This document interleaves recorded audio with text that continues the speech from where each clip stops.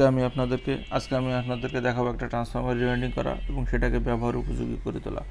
কারণ ট্রান্সফরমার আপনি যেটা কিনছেন আপনার যত ভোল্টেজ দরকার সেম ভোল্টেজ আপনি নাও পেতে পারেন। সেই জিনিসটাকে আপনি আপনার প্রয়োজন মতো ভোল্টেজে পরিণত করতে পারবেন এবং অ্যাম্পিয়ার বাড়ায় নিতে পারবেন। এর জন্য প্রথমে আপনার দরকার একটা ট্রান্সফরমার কোর, একটা কিছু সুপার এনামেল তার। এখন মনে করেন এই ট্রান্সফরমারটা রিওয়াইন্ডিংয়ে এই একটা ভিডিওর থেকে আপনি শিখে নিতে পারবেন যে ট্রান্সফরমার কীভাবে রিওয়াইন্ডিং করতে হয়। এর ট্রান্সফরমারের জন্য এখন আপনাকে আর কোথাও যাওয়া লাগবে না এবং ট্রান্সফরমার যে আপনার যে ভোল্টেজের দরকার সেই ভোল্টেজ ট্রান্সফরমারের জন্য আপনাকে আর কোনো জায়গায় দৌড় দিয়ে বেড়ানো লাগবে না। এর জন্য আপনাকে প্রথমে কী করতে হবে, এই যে ট্রান্সফরমার খুললাম, এই ট্রান্সফরমারের ভিতরে কোর এবং আই কোর থাকে, এগুলো খুলে আউট করলাম। এরপর ট্রান্সফরমার ববিন থেকে পোড়া তারগুলো খুলে নিচ্ছি। এখান থেকে মনে করেন যে পোড়া তারগুলো সম্পূর্ণ ক্লিয়ার করে ফেলতে হবে। ক্লিয়ার করা হয়ে গেলে এরপরে হচ্ছে ভার্নিয়ার দিয়ে ববিনটা মাপা হচ্ছে, দৈর্ঘ্য এবং প্রস্থ।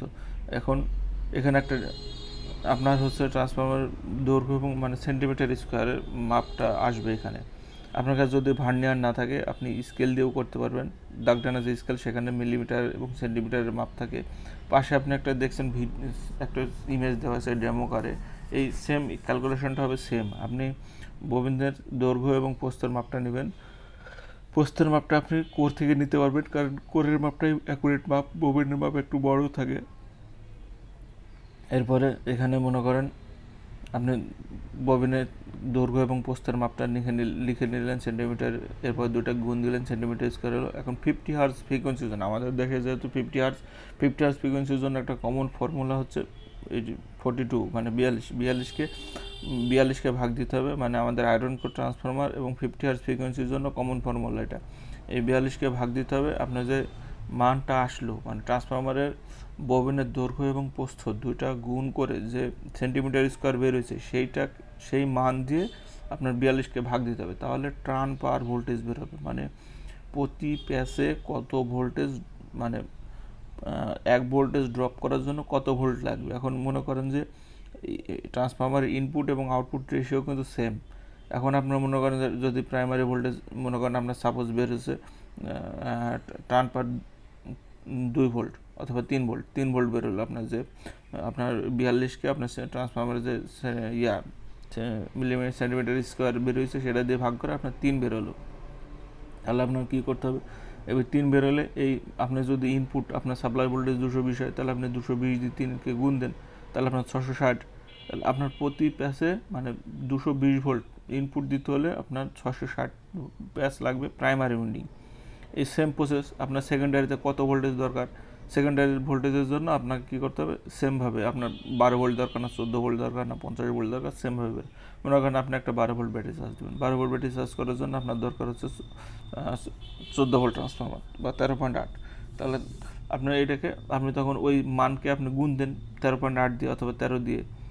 এরপরে আপনি যত প্যাচ সংখ্যা বেরোলো সেই প্যাচ সংখ্যা তার ওর উপরে জড়েন, তাহলে আপনার সেম ভোল্টেজ বেরোবে। এরকম মনে করেন যে আপনার একটা অ্যাম্পলিফায়ার ট্রান্সফরমার দরকার। আর অ্যাম্পলিফায়ার ট্রান্সফরমারের জন্য আপনি কী করবেন, আপনার ওখানে লেখা আছে ডিসি 50 ভোল্ট, গ্রাউন্ড 50 ভোল্ট, তাহলে আপনার 2 লুপের ট্রান্সফরমার লাগবে। আপনি কী করেন, 50 ভোল্ট ডিসি লাগছে, তাহলে এটিকে 1.4 দিয়ে ভাগ দেন, মানে এসিকে ডিসিতে রূপান্তর করলে √2 বেড়ে যায়, 1.4 গুণ বেড়ে যায় √2 এর মান। তাহলে এটাকে ভাগ দিলে আপনার 35 ভোল্ট আসবে। এখন 35 তাহলে আপনি 35 এই আপনার যে মানটা বের হয়েছে টার্ন পাওয়ার ভোল্টেজ, সেই মানকে 35 দিয়ে গুণ দিলে যে পরিমাণ প্যাচ সংখ্যা বেরোয় সেই প্যাচ দিয়ে আপনি ট্রান্সফরমার সেই টার্ন সংখ্যা জড়েন, এবার 2 লুপে জড়েন, তাহলে আপনার 35 বেড়ে গেল। এই ভোল্টেজটা কিছুটা ওঠানামা করে ইনপুট ভোল্টেজ, কারণ আমাদের দেশে ইনপুট ভোল্টেজ 220 সবসময় স্থির থাকে না, কখনো 230, কখনো 35, কখনো 210, যার কারণে এই ভোল্টেজটা ওঠানামা করে, ওটা স্থির থাকে না, এটা আর এইভাবে স্থির থাকেও না।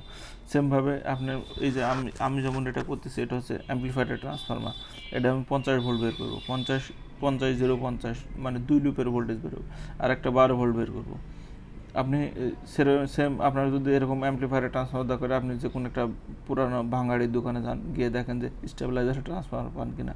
স্টেবিলাইজারের ভিতরে কিন্তু খুব ভালো মানের ট্রান্সফর্মার থাকে, ভালো মানের স্টেবিলাইজার হলে সেখান থেকে আপনি একটা স্টেবিলাইজার ট্রান্সফর্মার কিনে অল্প দামে, সেখান থেকে একটা কোর পাবেন। এরপরে আপনি সেটাকে তার ভিতরে সুপার এনামেল তার থাকে, সেগুলো ভালো থাকে, আপনি সেই কোরটা রিওয়াইন্ডিং করেন। আপনার আপনার পছন্দ মতো আপনি ভোল্টেজ সেট করেন, আপনি সেটা অ্যাম্পলিফায়ারে ব্যবহার করবেন না ব্যাটারি চার্জারে ব্যবহার করবেন, আপনি যে কাজে ব্যবহার করবেন আপনি সেমভাবে আপনি রিওয়াইন্ডিং করেন। আপনার ট্রান্সফরমার আর বাইরে থেকে অনেক টাকা দিয়ে কিনা লাগবে না, আপনি নিজেই করতে পারবেন। যেমন আমি যে ট্রান্সফরমারটা করছি এখানে আমার প্রাইমারি ওয়াইন্ডিং লাগছে 550 টার্ন, আপনার সেকেন্ডারি ওয়াইন্ডিং আমি 50 ভোল্ট বের করতেছি, এই জন্য আমার লাগছে 125 টার্ন। 125 টার্ন করে দুইবার লাগবে, কারণ 50 আমি ডাবল লুপে করব। আর আরেকটা আমার 12 ভোল্ট লুপের জন্য আমার লাগবে এখানে হচ্ছে 30 টার্ন। এই হচ্ছে আমার ট্রান্সফরমার, এটা হচ্ছে আমাদের, এটা হলো আমার ট্রান্সফরমারের ওয়াইন্ডিং। এখন আমি শুরু করি যে ওয়াইন্ডিং জড়ানো, মানে লুপ জড়ানো। এটা হচ্ছে আমার একটা মেশিন, কাউন্টার মেশিন। এখানে আমি কত প্যাচ তার জড়বো এটা আমার এখানে কাউন্ট করে। যেহেতু আমি এটা প্রাইমারি ওয়াইন্ডিংয়ে চিকন তার থাকে এবং সেকেন্ডারি ওয়াইন্ডিংয়ে মোটা তার থাকে। চিকন তার যেটা দিচ্ছে আমি এটা 24 নম্বর তার। আমি এই তারটাকে যেহেতু আমি মেশিন দিয়ে জড়াতে পারবো, চিকন তার সহজে ভাঁজ হবে, যার কারণে আমি তারটা মেশিন দিয়ে জড়াচ্ছি। আপনারা চাইলে হাত দিয়েও জড়াতে পারেন, হাত দিয়ে 1 2 3 4 এভাবে প্যাচ কাউন্ট করে গুনতে পারেন। আমি জিনিসটা দ্রুত করার জন্য আমি মেশিনে জড়তেছি। আমার এখানে মানে মুখে গুনা লাগবে না, মেশিনে কাউন্ট করবে। আমি মেশিনে 1 প্যাচ দিলে আমার মেশিনে এখানে 8 প্যাচ ঘুরে, যার কারণে আমার এটা সহজে হয়ে যাবে। এখন এইভাবে মনে করেন যে ববিনটা মেশিনে সেট করে নিয়ে এখন এটা জড়তে হবে। তো আমি এটা একা একা করতেছি। আসলে এখানে একা একা জড়াটা একটু কঠিন, এটা কারণ তার একটু টান লাগে। এই জিনিসটা আমি, আপনারা চাইলে হাত দিয়ে জড়তে পারবেন, হাত দিয়ে 1 2 3 4 5 6 করে এইভাবে মনে করেন যে গুণ কাউন্ট করলেন, কাউন্ট করে জোড়েন। দেখতে পাচ্ছেন আমি মেশিনে জিনিসটা জড়তেছি।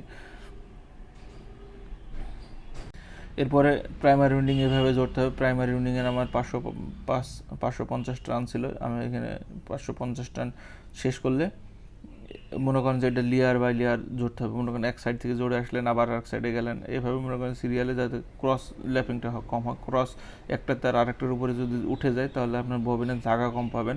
ববিনের জায়গা মনে করেন যে এর ভিতর তো আসলে খুব স্বল্প জায়গা থাকে, যার কারণে আপনি ওই পরিমাণ জায়গা পাবেন না। যার কারণে তারগুলো সবসময় স্ট্রেট লাইনে জোড়ার চেষ্টা করবেন, যাতে একজন আরেকজনের উপরে না উঠে যায়, তাহলে আপনি স্থান কম পাবেন। মানে তার আটানোর পরে দেখবেন যে আপনার তার আর আটতেছে না, এরকম।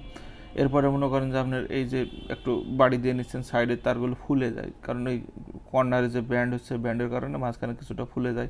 এগুলো একটু চাপ দিয়ে বসে একটু সমান্তরাল করে নিতে হবে। এরপরে মনে করেন যে এরপরে সেপারেটর লাগাতে হবে। সেপারেটর দিতে হবে এই জন্য যে প্রাইমারি ওয়াইন্ডিং এবং সেকেন্ডারি ওয়াইন্ডিং যেন এক জায়গায় না হয়। কারণ প্রাইমারি ওয়াইন্ডিংয়ে এসি ভোল্টেজ আছে, মানে প্রাইমারি ওয়াইন্ডিংয়ে হাই ভোল্টেজ আছে। প্রাইমারি ওয়াইন্ডিংয়ের সাথে যদি আমার সেকেন্ডারি ওয়াইন্ডিং যদি প্রাইমারি কয়েলের সাথে সেকেন্ডারি কয়েল যদি অ্যাটাচড হয়ে যায়, তাহলে কিন্তু হচ্ছে আপনার আউটপুটে হাত দিলে শক করবে। যার কারণে আপনাকে এখানে একটা সেপারেটর ব্যবহার করতে হবে যেন দুইটা কয়েল পুরো সেপারেট থাকে। এটা মাপ করে নিয়ে এটা একটা পেপার, সেপারেটর পেপার, এটা অনেক হিট সহ্য করে। এই পেপারগুলো এগুলো আপনার ফ্যানের কয়েল বাঁধাতে ব্যবহার হয়, ফ্যানের মোটরের কয়েল বাঁধার কাজেও ব্যবহার করা হয়। এগুলো অনেক হিট সহ্যকারী। পেপারগুলো আপনি বাজারে কিনতে পাবেন ইঞ্চি হিসাবে। এগুলো মনে করেন হয়তো 5 টাকা ইঞ্চি নেবে, এরকম এরকমভাবে আপনি কিনতে পাবেন। এইভাবে এই জিনিসটা নিয়ে আসবেন। এরপরে মাপ করে এই জিনিসটা মনে করেন যে এই পেপারটা আপনি এখানে কেটে নিলেন, কেটে নিয়ে ওর উপরে জোড়বেন। এরপরে মনে করেন যে আমার প্রাইমারি ওয়াইন্ডিং জোড়া শেষ। আমি একটু বার্নিশ করে নিচ্ছি কয়েলে, যেন আমার তারগুলো সুন্দর লাইনে থাকে। এরপরে বার্নিশ করা হয়ে গেলে এরপরে মনে করেন আমি পেপারটা জড়াই দেবো, পেপারটা আটকাই দিয়ে এরপরে সেকেন্ডারি ওয়াইন্ডিং জুড়বো। আপনারা সেমভাবেই মনে করেন যে করবেন। আপনার একটা ট্রান্সফরমার নিয়ে আপনার ইচ্ছা মতো আপনি ভোল্টেজ সেট করে নিতে পারবেন। এখন এখানে আমার সেপারেটর দেওয়া শেষ। এখন সেপারেটরের মাথা যে চার সাইডগুলো আমি ওর ভিতরে চাপাই দিয়েছি। সেপারেটর একটু ওভার সাইজ কাটবেন, ছোটো হলে তো আপনার তার সেকেন্ড প্রাইমারি ওয়াইন্ডিংয়ে তার সাইড বেরোয় আসবে, যার কারণে পেপারটা একটু ওভার কাটবেন। কাটার পরে যাতে চাপ দিয়ে বসাই দেবেন, তাহলে কী হবে, জিনিসটা টাইট থাকবে, ওইখানে লুজ হয়ে তার ভিতরে ঢুকে যাওয়ার কোনো সম্ভাবনা থাকবে না। এই জন্য পেপারটা সবসময় একটু ওভার কাটবেন, হালকা, খুব বেশি না, হালকা ওভার কাটবেন। তাহলে আপনার সেকেন্ডারি ওয়াইন্ডিংয়ের সাথে, মানে প্রাইমারি কয়েলের সাথে সেকেন্ডারি কয়েলে তার লাগার কোনো সম্ভাবনা নেই। এরপর আমি সেকেন্ডারি কয়েলের জন্য 22 নম্বর তার নিয়ে আসছি। 22 নম্বর তার, কারণ আমার এটি ডাবল লুপ ট্রান্সফরমার। 22 নম্বর তার দিলে যেহেতু ডাবল হয়ে যাচ্ছে, 22 নম্বর তার দিলে হবে। আপনার ভোল্টেজ যত কম হবে অ্যাম্পিয়ার তত বাড়বে, আর অ্যাম্পিয়ার বাড়লে আপনাকে তখন মোটা তার ব্যবহার করতে হবে। যেহেতু আমার এটা 50 ভোল্ট, 50 যার কারণে আপনার 22-এর বেশি আমার মনে হয় না দরকার আছে। এরপরে সেকেন্ডারি লুপ শুরু হবে। সেকেন্ডারি লুপটা আমি হাত দিয়ে জড়বো, কারণ সেকেন্ডারি লুপটা মেশিনে এটা অনেক মোটা তার, এটা মেশিনে জড়তে গেলে আরও একজন লোক দরকার, যার কারণে আমি একাই এই কাজটা করতেছি। এই জন্য আর কি এই যে এক পেস করে আমি যে হাত দিয়ে জড়তেছি, যাতে পাশাপাশি থাকে ট্রানগুলো, কেউ কারোর উপরে না ওঠে, কারণ একজন আরেকজনের উপরে উঠলে জায়গা নষ্ট হবে, পরে তার আটবে না ভিতরে। এই জন্য আমি চেষ্টা করতেছি একটা বা একটা লেয়ার সাজাই দেওয়ার জন্য। আপনারা এইভাবে চেষ্টা করবেন। আপনারা চাইলে বাজার থেকে ভাঙাড়ি দোকানে বিভিন্ন জায়গা থেকে আপনার ইউপিএস ট্রান্সফরমার, স্টেবিলাইজারের ট্রান্সফরমার এগুলো কিনতে পাবেন। এখানে এই ট্রান্সফরমার কোরগুলো কিন্তু অনেক ইউপিএস, বিশেষ করে ইউপিএসের ট্রান্সফরমার কোরগুলো কিন্তু অনেক ভালো মানের হয়। এই ট্রান্সফরমার নিয়ে এর ভিতরে কিন্তু সিলভারের তার থাকে, এই তারগুলো বাদ দিয়ে আপনার কপারের তার দিয়ে আপনারা কিন্তু দারুণভাবে ট্রান্সফরমার তৈরি করতে পারবেন। আপনাদের প্রয়োজন মতো ভোল্টেজ সেট করে নিতে পারবেন যে আপনার কত ভোল্টেজ দরকার, সেটা আপনি অ্যাম্পলিফায়ারে ব্যবহার করবেন না ব্যাটারি চার্জারে ব্যবহার করবেন। কারণ এখন বিভিন্ন ধরনের ডিজিটাল অ্যাম্পলিফায়ার চলে আসছে ক্লাস ডি টাইপের। যে সকল ক্লাস ডি অ্যাম্পলিফায়ারগুলো আসছে এগুলো তো দারুণ বাজে, সুন্দর ট্রান্সফরমার দিলে সেই সুন্দর বাজে, ভালো মানের অ্যাম্পিয়ার সঠিক এবং ভোল্টেজ দিলে দারুণ বাজে। দেখা যাচ্ছে আপনার একটা ক্লাস ডি অ্যাম্পলিফায়ারের ভোল্টেজ দেওয়া আছে 35, আপনি 35 ভোল্ট ট্রান্সফরমার পাচ্ছেন না, আপনি ট্রান্সফরমার অ্যারেঞ্জ করার আপনার কঠিন হচ্ছে, আচ্ছা পাইলেও আপনি অ্যাম্পিয়ার পাচ্ছেন না। আপনি নিজে একটা রিওয়াইন্ডিং করে নিতে পারবেন। এই ভিডিও দেখার পর থেকে আপনার ট্রান্সফরমার রিওয়াইন্ডিং নিয়ে আর কোনো প্রশ্ন থাকার কথা না। আমি মনে করি যে ট্রান্সফরমার কীভাবে রিওয়াইন্ডিং করতে হবে এখানে সম্পূর্ণ ডিটেলস দেওয়া আছে। এইভাবে মনে করেন যে আমার সেকেন্ডারি ওয়াইন্ডিং শেষ, এরপরে আমার এখানে আমি হচ্ছে আপনার সেকেন্ডারিতে আরেকটা লুপ আছে 12 ভোল্ট, সেটা অল্প তার 30 টান, এই জন্য আমি এটা হাত দিয়ে এইভাবে জোড়া দিছি। এর জন্য আমি আর 30 টান, 30-এর একটু বেশি জোড়বো, কারণ এটা 12 ভোল্ট, তো আমি এটা 13 ভোল্ট মতো নিয়ে আসবো। এইভাবে আমার ট্রান্সফরমার রিওয়াইন্ডিংয়ের যখন আপনার সমস্ত ট্রানগুলো জোড়া শেষ হয়ে যাবে, এরপর আপনি এর উপরেও একটা সেপারেটর দিয়ে দিবেন। উপরের সেপারেটর দেবেন এই জন্য যে ট্রান্সফরমার কোনো কারণে ট্রান্সফরমার বহির অংশটা দেখতে সুন্দর লাগবে, সেপারেটর না দিলে তারগুলো এলোমেলো থাকবে, আপনার দেখতে ভালো লাগবে না। আপনি বহির অংশ একটা সেপারেটর লাগা দেবেন, সেপারেটর লাগা দিলে মানে বহির্পৃষ্ঠটা সুন্দর হবে, তারগুলো সুরক্ষিত থাকবে। এরকম এইভাবে মনে করেন যে তারগুলো আমি ববিনের সাথে জড়াই দিচ্ছি। আপনার চাইলে তারগুলোর সাথে রাবারের কেবল লাগায় লম্বা করে নিতে পারেন। আমি তারগুলো ববিনের সাথে রেখে দিচ্ছি, ওইখান থেকে সরাসরি সোল্ডারিং করা হবে তারে, এই জন্য যে এখান থেকে এক্সট্রা তার না বের করে সরাসরি ট্রান্সফরমারের গায়ে সোল্ডারিং করা হবে তাই। এরপরে ট্রান্সফরমারের উপরে কাভারিংয়ের জন্য আমি সেপারেটর কেটে নিচ্ছি।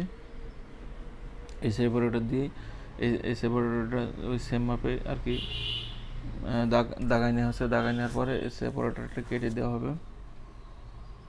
এভাবে আপনারা ট্রান্সফরমার রিওয়াইন্ডিং করতে পারবেন, আপনাদের প্রয়োজন মতো ভোল্টেজ আপনি ট্রান্সফরমার রিওয়াইন্ডিং করে নিয়ে আপনি ব্যবহার করতে পারবেন। এভাবে আমি সেপারেটরটা কেটে নিয়ে এখন ট্রান্সফরমারের উপরে সেপারেটরটা লাগা দেবো। সেপারেটরটা লাগা দিলে বইয়ের পৃষ্ঠটা সুন্দর স্মুথ থাকবে এবং তারগুলো সুরক্ষিত থাকবে।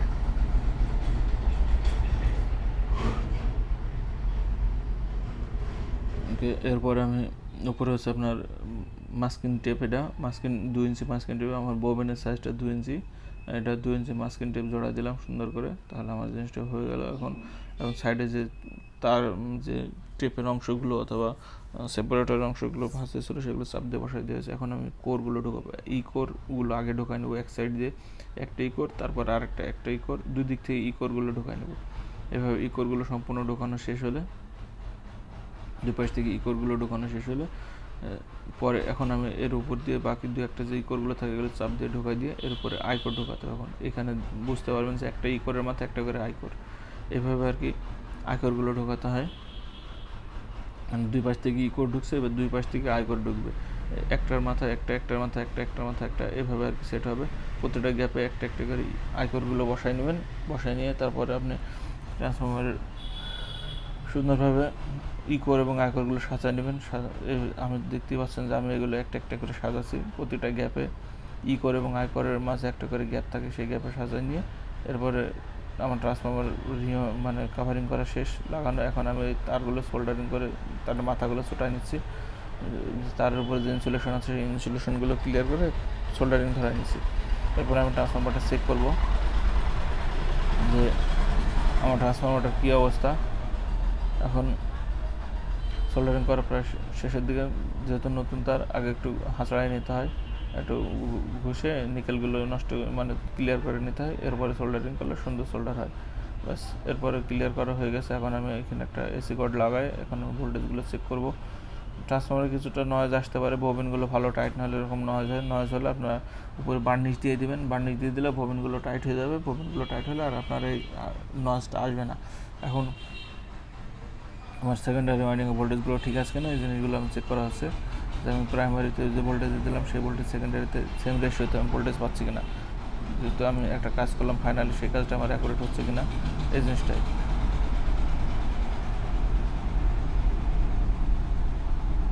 এখন সেকেন্ডারিতে 220 ভোল্ট দেওয়ার কারণে আমার আউটপুটে কিন্তু ঠিকই 50 ভোল্ট দেখাচ্ছে, কিন্তু এর আগে আমার ওই ইনপুট রেশিও বেশি থাকার কারণে আউটপুটে আমার ভোল্টেজ বেশি আসতেছিল। এইভাবে আপনাদের পছন্দের মতো ভোল্টেজ সেট করে ট্রান্সফর্মার তৈরি করতে পারবেন। আপনাদের প্রয়োজন মতো ট্রান্সফর্মার আপনারা বানাতে পারবেন। ট্রান্সফর্মার নিয়ে আপনাদের আর কোনো প্রশ্ন থাকলে আপনারা আমাকে জানাবেন, আমি বিস্তারিত আরও ক্লিয়ারভাবে আপনাদেরকে বোঝানোর চেষ্টা করব। আশা করি আপনারা বুঝতে পারবেন এবং এরপর থেকে নিজেদের ট্রান্সফর্মার নিজেরাই বাধাই করতে পারবেন। ট্রান্সফর্মারের জন্য আপনাকে আর কোথাও যাওয়া লাগবে না এবং নিজ থেকে আপনারা নিজের প্রয়োজন মতো ভোল্টেজ সেট করতে পারবেন, ট্রান্সফর্মার তৈরি করে নিতে পারবেন ট্রান্সফর্মারের জন্য, আর আপনাকে টেনশন করতে হবে না। সকল ট্রান্সফর্মারের সব সমস্যার সমাধান আশা করি আপনারা পেয়ে গেছেন। এরপরে আর যদি কোনো কিছু সমস্যা থাকে তাহলে আমাকে জানাবেন, আমি চেষ্টা করব সমাধান দেওয়ার। ধন্যবাদ।